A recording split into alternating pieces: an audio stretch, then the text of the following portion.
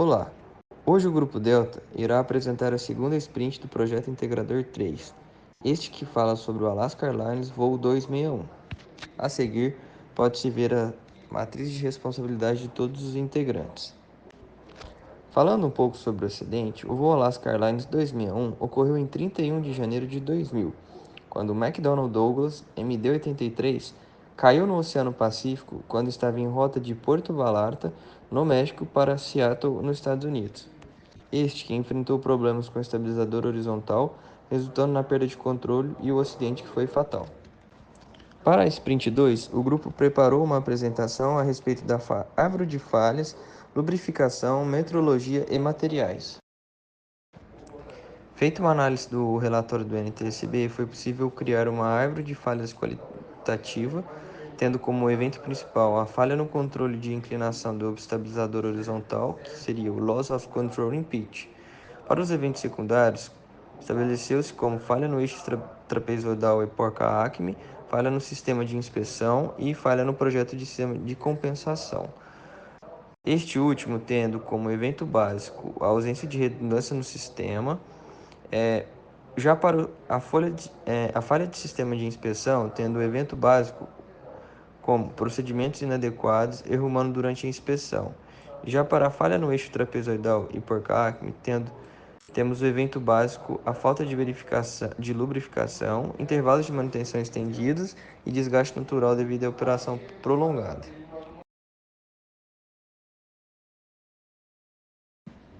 Na análise quantitativa, levou-se em consideração a taxa de falha dos componentes e assim chegando no número total de 6,5 vezes 10 a menos 1, o que, classificando de acordo com as tabelas, temos uma taxa provável de acontecimento.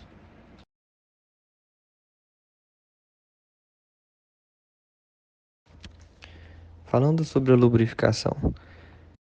Com a análise do relatório do NTSB, foi possível concluir que a falta de lubrificação do sistema foi um fator crítico para que ocorresse esse acidente.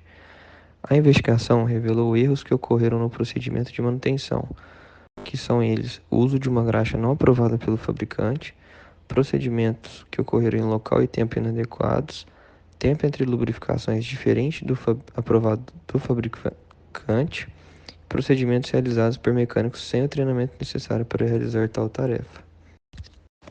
Prova disso temos como, por exemplo, que em setembro de 1999, durante um cheque C, houve uma lubrificação do sistema, porém não foi realizada da forma correta. Após o acidente, foi constatado que cerca de 40% das graxeiras do sistema continham graxa seca ou semi-seca, o que revela que houve uma lubrificação inadequada, sem a correta limpeza. Também, o uso inadequado de lubrificantes desempenhou um papel importante no desgaste das peças móveis. A Alaska Airlines estava utilizando dois tipos diferentes de graxa, o Mobile Grease 28 e o Aeroshell 33, isto sem que houvesse completa certificação de compatibilidade para o uso no conjunto do eixo trapezoidal. Não menos importante e que também foi negligenciado, temos a limpeza dos componentes antes de cada lubrificação. O NTSB encontrou resíduos de uma substância seca, preta e semelhante à argila dentro das passagens de graxa da porca recuperada, consistente com graxa degradada e que não foi removida adequadamente. Isto resultou em contaminação da área de lubrificação e na degradação da eficiência do lubrificante. Seguindo na parte de metrologia, o relatório detalha dois métodos principais para os procedimentos de medição de desgaste das roscas e folga axial do conjunto do eixo trapezoidal. Eles são realizados tanto na aeronave quanto em bancada, com distinções importantes em termos de precisão e confiabilidade. Também, após o acidente, surgiram preocupações sobre a baixa confiabilidade dos procedimentos de medição utilizados na aeronave. Para lidar com isso, foram exploradas tecnologias não destrutivas, essas que veremos depois. A medição na aeronave on-aircraft acontece com uma ferramenta aplicando torque no eixo, fazendo-se movimentar. O movimento, a folga, era medido utilizando um relógio comparador. Este método foi criticado por ser de baixa confiabilidade. Já a medição em bancada, o off-aircraft, tinha inspeção realizada em ambiente mais controlado e o conjunto era removido e limpo para verificação em condições laboratoriais. Por isso, este método tinha a tendência de ser mais confiável, pois evita condições mais adversas presentes na medição on-aircraft. Como citado anteriormente, após o acidente, surgiram preocupações sobre a baixa confiabilidade dos métodos. Com isso, foi-se estudado outras tecnologias não destrutivas a fim de melhorar este processo e evitar medições erradas. Os métodos utilizados foram raio-x portátil, que permitia a inspeção direta da rosca do eixo e da porca trapezoidal sem desmontar o conjunto. Este aparelho proporciona uma representação gráfica detalhada de todas as roscas, possibilitando a detecção do desgaste e defeitos. Em segundo, temos o sensor ultrassônico, este que foi projetado para ser passado sobre a porca trapezoidal, capturando imagens das cristas das roscas que seriam exibidas em uma tela portátil, ajudando na identificação do desgaste excessivo. Na análise do NTSB, foi levada em conta a exposição do conjunto do eixo trapezoidal, assim como o controle e a prevenção contra a corrosão. Essa parte foi crítica pela composição dos materiais dissimilares, ou diferentes, a localização do conjunto e o meio que ele estava sujeito, um ambiente corrosivo. A combinação de materiais diferentes, como o aço inoxidável no eixo, e o alumínio e o bronze na porca, tem um risco grande para uma corrosão galvânica. Para prevenção, o que poderíamos colocar é a camadas de proteção nos materiais, para isolar um material diferente, assim evitando uma corrosão galvânica. Outro ponto, também deve ser levado em conta, foi o tubo de torque de titânio. O tubo de torque, por ser de titânio e ser bem resistente à corrosão, ainda pode sofrer corrosão por contatos com outros materiais. A combinação do titânio com o aço inoxidável ou o alumínio bronze também desencadeia uma corrosão galvânica, especialmente em um ambiente corrosivo como era o que o voo 261 operava, que era próximo do oceano. Para prevenção dessa corrosão galvânica no titânio, podemos citar inspeções visuais frequentes, procurando sinais de descoloração e oxidação do metal, e, novamente, a isolação desses componentes usando camadas de proteção.